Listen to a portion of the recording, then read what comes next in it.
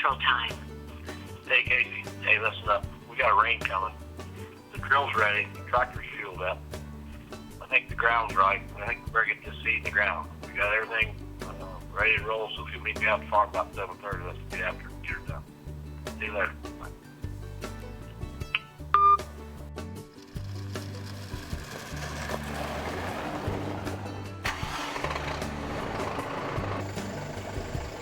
There's a place I go, tucked back in the pines, where a green field grows, my own little paradise.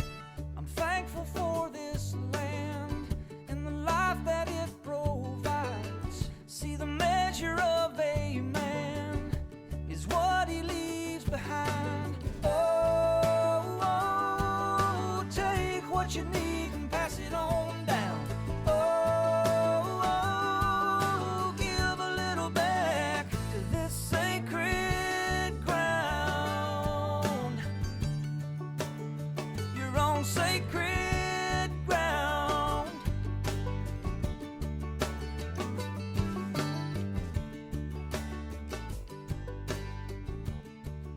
It's December 1st. My season's been over for almost, well, a little over a month. And coming in here one more time to check some trail cameras, move some stuff around. This place is absolutely tore up. It just, I don't know what it is about this farm, but it just gives me goosebumps every time. Every time I come out here, it's just amazing to see the response to our management practices on such a small piece of property. You know, we've been working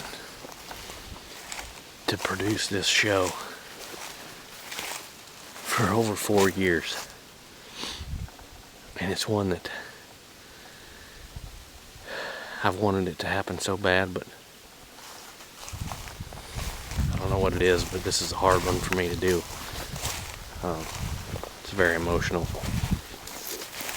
I don't know what to say. It's just great to see the efforts of what we do all come together. It's very, very, very satisfying. So I hope you enjoy the next 10 minutes, because it's one that I will cherish for the rest of my life.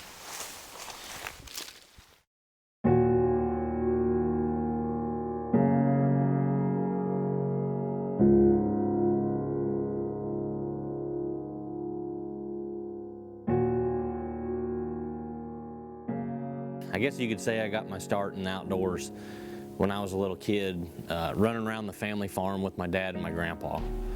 My grandpa's owned this farm ever since I can remember. It's just 170 acres, 100 acres tillable and 70 acres timber / pasture land. And about 4.5 years ago, we set out and made a plan to turn the farm into a whitetail paradise. Between the lease prices, the ground prices that are skyrocketing, and just the way things were going, we decided that we had to create something for the future that we could have quality hunting experiences for a long time to come. So in the spring of 2010, we started with our program. We decided that the farm needed cover and needed a lot of it. It's basically just a draw. It's not a big dream farm by any means, but we knew that it had potential. And our number one limiting factor on the whole farm was cover. So we kind of drew up a plan to go all the way around the farm with like a 60-foot buffer of switchgrass, and then add in some larger pockets of switchgrass where we had available rougher ground, because we didn't want to impede on our tillable ground and interrupt with our farming practices.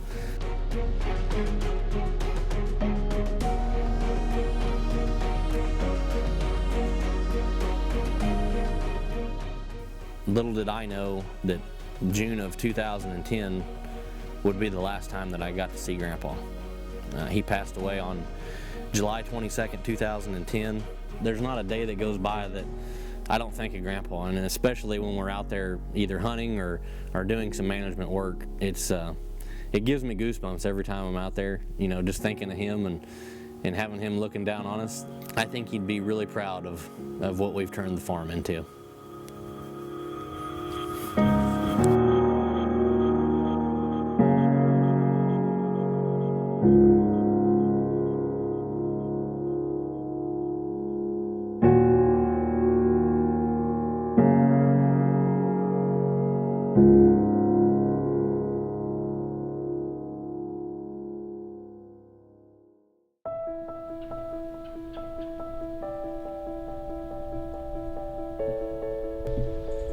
So October 30th rolls around.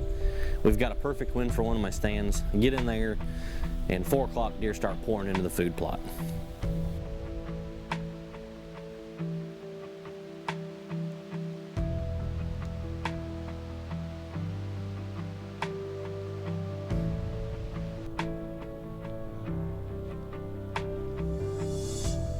As I'm sitting there, I have 2 does come in behind me, and they come right down the trail. I've got a little strip of clover right in front of the stand that's, you know, the trail's at 15 yards. And they come in from behind me and come into the food plot, and I film them come down through there.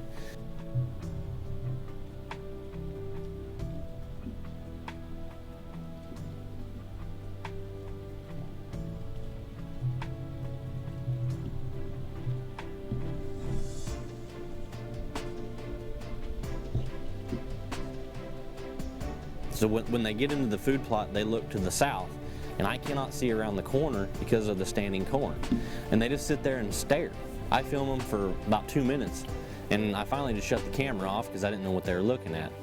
My phone buzzed, I look down, and I'm texting Chuck, of all people, and he's asking me how the hunt's going. I say it's going pretty good. And all of a sudden I start hearing deer running, and I look up, and all the does are running out of the plot, and there is one of our target deer standing in the middle of the food plot at 40 yards.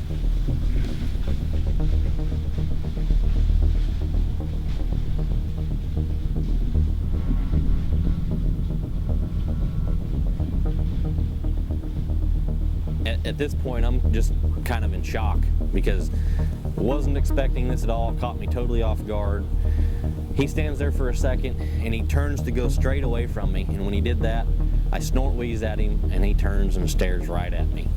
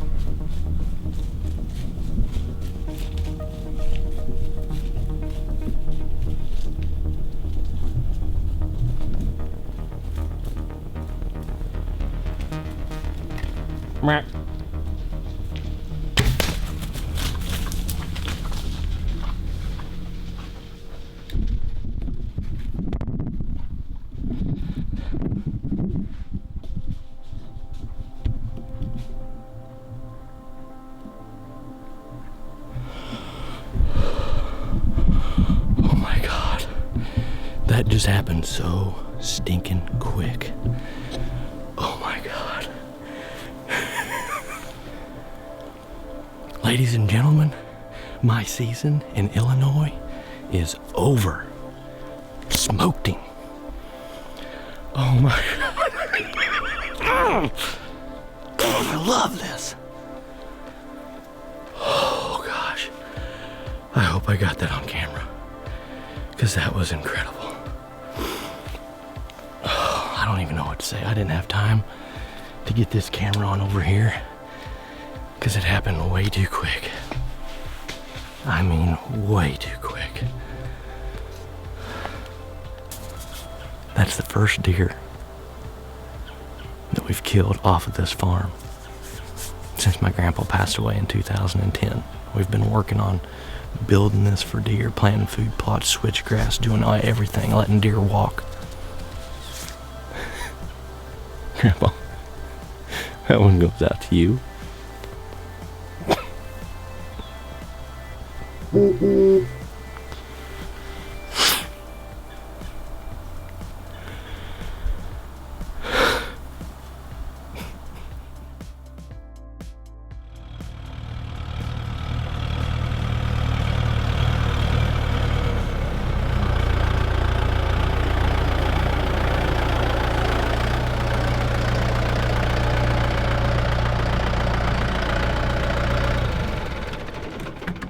Where's he at?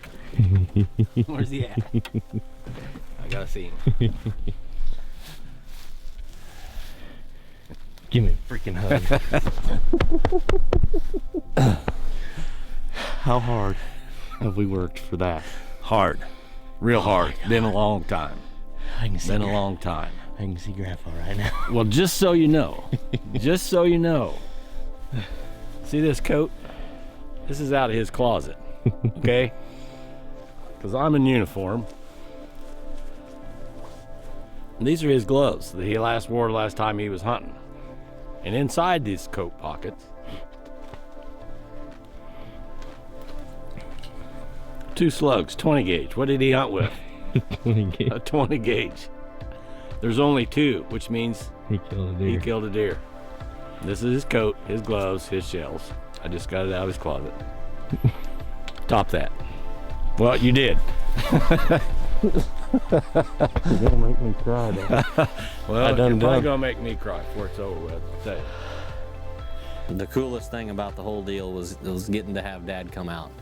You know, when I called him, he was getting ready for work, and I think he thought I had done something wrong whenever I called him, because I said, I need your help, and he came to the rescue. And if he hadn't have been there, I wouldn't have been able to get that deer out by myself. He weighed 295 pounds, and we think the deer was 9 or 10 years old. You know, it's never been about going out and producing a 200-inch whitetail or even a 170-inch whitetail. It's always been about fixing the land, taking care of the deer. You know, I'm not a selfish person. You know, I could care less if I kill it or Dad kills it or my brother kills it or somebody else in the family kills it. It doesn't matter to me.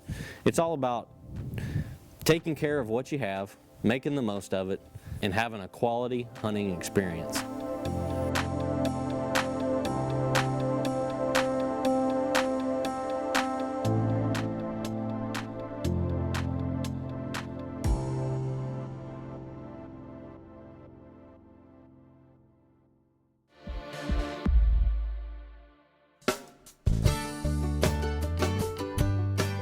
We have quite the history with this deer. The first time this deer showed up was in 2010, and I thought he was 5.5 years old. He showed up again in 2011, and we called him Grandpa. And it kind of sounds ironic that we're hunting Grandpa, but we named him Grandpa because he was the oldest deer we had on the farm, and he was just a big tank body deer. He had that little split brow on his one side. And after 2011, he disappeared. Now that I think about it, you know, that deer disappeared, but we've gone through so much out there at the farm where we had 2 or 3 years where the farm was just not desirable. We had horrible food plots, we had no cover from the switchgrass, you could see straight through the farm, and deer just weren't living on there. And we finally had a good year where we could get everything up and going, and all these deer decided to come back. He showed up in late September, and immediately when Chuck and I looked at the pictures, we knew exactly who he was. It was Grandpa. He shows up 3 years later, and shows up October 30th, 2 hours before daylight, and I snort wheeze him straight in. It couldn't get any better. Just very, very grateful for what we have and what we're able to work with.